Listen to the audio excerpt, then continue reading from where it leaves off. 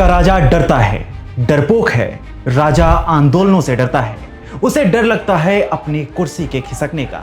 उसे डर लगता है जब कोई उसके खिलाफ बोलता है। उसे डर लगता है जब कोई उसकी नीतियों पर सवाल उठाता है।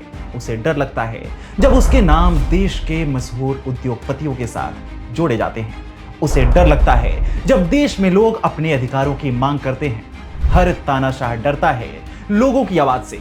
डर का आलम ऐसा होता है कि लोगों को कुचलने का काम शुरू हो जाता है।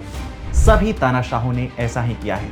हम यहाँ किसी को तानाशाह नहीं बता रहे, लेकिन पैटर्न देखें तो काफी हद तक चीजें स्पष्ट हो जाती हैं। किसान आंदोलन के समय किसानों को रोकने के लिए रोड पर कील की दीवार खड़ी करनी हो, आंदोलनकारी किसानों पर लाठी चार्ज कराकर उनकी आवाज दबानी हो, या फिर शांतिपूर्ण मार्च निकालकर अपने अधिकारों की मांग करने वाले सोनम वांगचुक और लद्दाखियों की गिरफ्तारी का मामला हो, मोदी सरकार डरी है। हर बार डरी है। जब किसी ने अपने हक की मांग की है तब मोदी सरकार डरी है। सोनम वांगचुक की गिरफ्तारी क्यों हुई है? अगर इसकी पड़ताल करें तो मोदी सरकार का घिनौना चेहरा निकलकर सामने आता है। नमस्कार, मेरा नाम है अवनीश और आज की वीडियो में मोदी सरकार लद्दाख पर अपने फैसले से कैसे पलटी मार गई, जिसके कारण यह सब शुरू हुआ। सोनम वांगचुक की मांगे क्या हैं?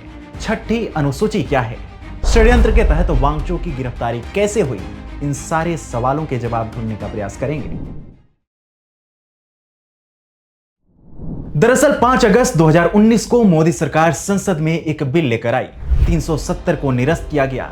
जम्मू कश्मीर और लद्दाख को 2 हिस्सों में बांट दिया गया। इसके 1 महीने बाद ही सितंबर 2019 में सरकार के अंतर्गत आने वाली संस्था राष्ट्रीय अनुसूचित जनजाति आयोग ने लद्दाख को छठी अनुसूची के तहत शामिल करने की सिफारिश कर दी।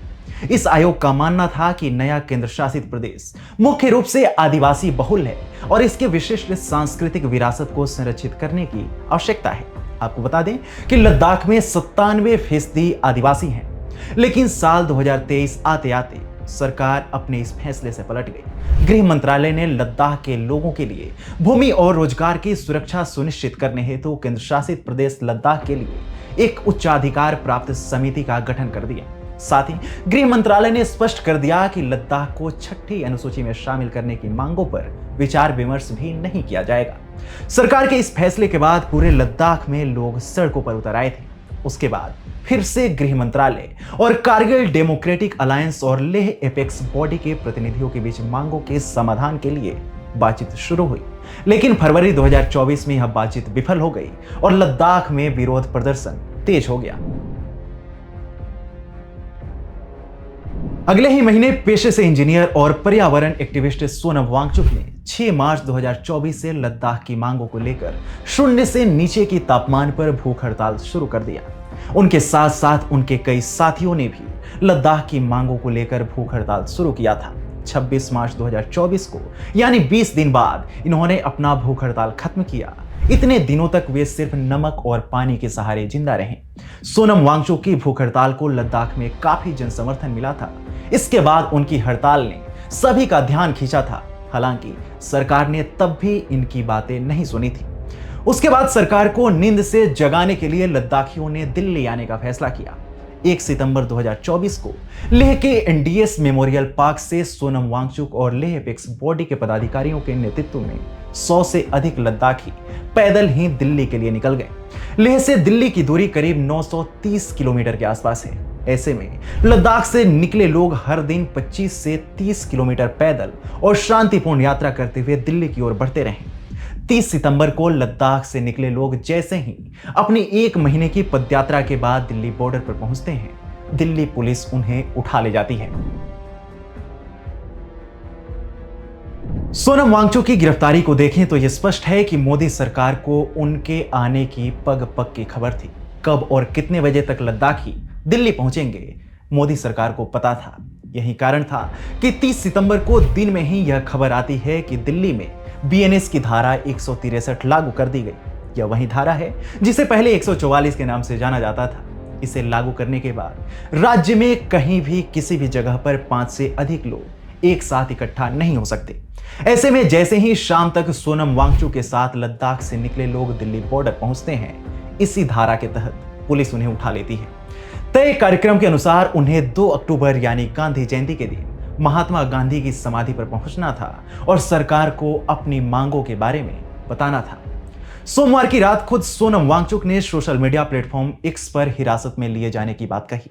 उन्होंने खुद की एक वीडियो पोस्ट करते हुए लिखा, दिल्ली बॉर्डर पर 150 पदयात्रियों के साथ मुझे हिरासत में लिया जा रहा है। इसके लिए 100 पुलिस वाले हैं, कुछ का कहना है कि ये 1000 हैं। उन्होंने बताया उनके साथ पदयात्रियों में 80 साल से ज्यादा उम्र के बुजुर्ग भी हैं, इसमें महिलाएं भी शामिल हैं। इसके साथ कुछ दर्जन सेना से रिटायर्ड लोग भी हैं। आगे क्या होगा कुछ पता नहीं। हम दुनिया के सबसे बड़े लोकतंत्र में बापू की समाधि तक सबसे शांतिपूर्ण मार्च पर थे। अब पुलिस की हिरासत में ही सोनम वांगचुक ने अनिश्चितकालीन अनशन शुरू कर दिया है। उधर वांगचुक और अन्य लद्दाखियों को हिरासत में लेने के खिलाफ दिल्ली हाई कोर्ट में एक जनहित याचिका दायर की गई है। मंगलवार को इस मामले का उल्लेख मुख्य न्यायाधीश मनमोहन व न्यायमूर्ति तुषार राव गोडेला की पीठ में किया गया। इस पर कल यानी 3 अक्टूबर को सुनवाई होनी है। आप समझिए कि लद्दाखियों के दिल्ली पहुंचने वाले दिन ही दिल्ली में 163 लागू किया जाता है।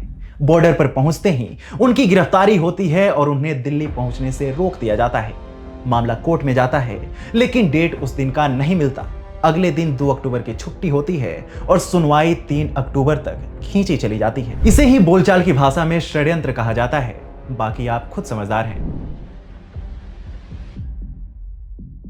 अनुच्छेद 370 खत्म किए जाने के बाद लद्दाख को एक केंद्र शासित प्रदेश बना दिया गया था, जबकि जम्मू कश्मीर में विधानसभा बनाई गई, लेकिन लद्दाख में कोई परिषद नहीं होगा, यह भी सुनिश्चित किया गया। 6ठी अनुसूची में शामिल किए जाने के बाद लद्दाख के लोग स्वायत्त जिला और क्षेत्रीय परिषद बना सकेंगे। इसके अलावा उनकी मांगों में 2 लोकसभा की सीटें और 1 राज्यसभा की सीट भी शामिल है। चलिए समझते हैं कि सोनम वांगचुक की मांगे क्या हैं। लद्दाख के लिए एक लोक सेवा आयोग की मांग, लेह और कारगिल जिलों के लिए अलग अलग लोकसभा सीट बनाने की मांग, साथ ही जल्द भर्ती प्रक्रिया और इसे संविधान की 6ठी अनुसूची में शामिल करने की मांग को लेकर आंदोलन चल रहा है। अब समझते हैं कि लद्दाख के लिए 6ठी अनुसूची जरूरी क्यों है। ध्यान देने वाली बात है कि 6ठी अनुसूची संविधान के अनुच्छेद 244 के अंतर्गत आती है, जिसके तहत स्वायत्त जिला परिषदों का गठन किया जाता है। 6ठी अनुसूची में पूर्वोत्तर के 4 राज्यों असम, मेघालय, त्रिपुरा और मिजोरम के जनजातीय क्षेत्रों के प्रशासन से संबंधित विशेष प्रावधान है। इन 4 राज्यों में जनजातीय क्षेत्रों को स्वायत्त जिलों के रूप में गठित किया गया है। राज्यपाल के पास स्वायत्त जिलों के गठन और पुनर्गठन से संबंधित अधिकार है। संसद या राज्य विधानमंडल के अधिनियम स्वायत्त जिलों पर लागू नहीं होते हैं अथवा विशिष्ट संशोधनों और अपवादों के साथ लागू किए जाते हैं। इस संबंध में निर्देशन की शक्ति या तो राष्ट्रपति या फिर राज्यपाल के पास होती है। प्रत्येक स्वायत्त जिले में एक जिला परिषद होती है और इसमें सदस्यों की संख्या 30 होती है, जिनमें से 4 राज्यपाल द्वारा मनोनीत किए जाते हैं और शेष 26 वयस्क मताधिकार के आधार पर चुने जाते हैं। इस परिषद के अधिकार क्षेत्र में तमाम चीजें आती हैं। वे भूमि, जंगल, नहर का पानी, झूम खेती, ग्राम प्रशासन, संपत्ति की विरासत, विवाह, तलाक और सामाजिक रीति रिवाजों आदि जैसे कुछ विशिष्ट मामलों पर कानून बना सकती है। लेकिन ऐसे सभी कानूनों हेतु राज्यपाल की सहमति की आवश्यकता होती है। वे जनजातियों के बीच मुकदमों और मामलों की सुनवाई के लिए ग्राम सभाओं या न्यायालयों का गठन कर सकती है। वे उनकी अपील सुनती हैं। इन मुकदमों एवं मामलों पर उच्च न्यायालय का अधिकार क्षेत्र राज्यपाल द्वारा निर्दिष्ट किया जाता है। जिला परिषद जिले में प्राथमिक विद्यालयों, औषधालयों, बाजारों, घाटों, मत्स्य पालन, सड़कों आदि की स्थापना, निर्माण या प्रबंधन कर सकती है। उन्हें भू राजस्व का आकलन करने और एकत्र करने एवं कुछ निर्दिष्ट कर लगाने का भी अधिकार है। लद्दाख में मौजूदा समय में कोई परिषद नहीं है। साथ ही लद्दाख में आदिवासियों की जनसंख्या 97% के करीब है। इसके अलावा पर्यावरणीय स्थिति को देखते हुए भी इसे 6ठी अनुसूची में शामिल करने की मांग की जा रही है। लेकिन दूसरी ओर गृह मंत्रालय की ओर से स्पष्ट तौर पर कहा जा रहा है कि लद्दाख को 6ठी अनुसूची में शामिल करना मुश्किल होगा। संविधान की 6ठी अनुसूची पूर्वोत्तर के लिए तथा 5वीं अनुसूची देश के बाकी हिस्सों के आदिवासी क्षेत्रों के लिए है। यहां भी एक पेंच ये फंसता है कि अगर सारे नियम कायदों के मुताबिक लद्दाख को 6ठी अनुसूची में शामिल नहीं किया जा सकता, तो सरकार के अंतर्गत आने वाले राष्ट्रीय अनुसूचित जनजाति आयोग ने लद्दाख को 6ठी अनुसूची के तहत शामिल करने की सिफारिश कैसे कर दी थी। आपको बता दें कि लद्दाखियों की लड़ाई इस बात के लिए भी है कि लद्दाख में ग्लेशियर पिघल रहे हैं। दुनिया के हर 4 में से एक इंसान ऐसे इलाके में रहता है जो पानी के लिए ग्लेशियर या मौसमी बर्फ पर निर्भर है। ग्लेशियर एक सुरक्षा कवच की तरह है। ये सैकड़ों हजारों सालों की जमा पूंजी है, लेकिन ये अब नाटकीय रूप से तेजी से पिघल रहे हैं। शोधकर्ताओं का कहना है कि पूर्व हिमालयी क्षेत्र के अधिकतर ग्लेशियर अगले 1 दशक में पिघल जाएंगे। इसे लेकर सोनम वांगचुक कहते हैं कि लद्दाख और आसपास के हिमालय के ग्लेशियर ग्रह का तीसरा ध्रुव है। इसमें ताजे पानी का सबसे बड़ा भंडार है और 2 अरब लोगों को भोजन मिलता है, जो इस ग्रह की कुल आबादी का 1/4 है। जलवायु परिवर्तन के साथ साथ इंसानी गतिविधि और कार्बन उत्सर्जन के कारण ग्लेशियर तेजी से पिघल रहे हैं। उन्होंने चेतावनी दी कि अगर लद्दाख के नाजुक इकोसिस्टम में खनन और उद्योगों की अनुमति दी गई तो कुछ ही समय में ग्लेशियर पिघल जाएंगे। गाड़ियों से निकलने वाला धुआं सफेद चमचमाती बर्फ पर बैठ जाता है और इसे बहुत तेजी से पिघला देता है। यदि यह जारी रहा तो हम जलवायु शरणार्थी बन सकते हैं। इसका मतलब यह है कि उत्तर भारत में सर्दियों के महीनों से लेकर वसंत तक पानी के भंडार नहीं होंगे। ऐसे में अगर लद्दाख को 6ठी अनुसूची में शामिल नहीं किया जाता है तो वहां पूर्ण रूप से चीजें उपराज्यपाल के हाथों में होंगी। कोई रोक टोक नहीं होगा। विकास के नाम पर वहां फैक्ट्रियां लगाई जाएंगी।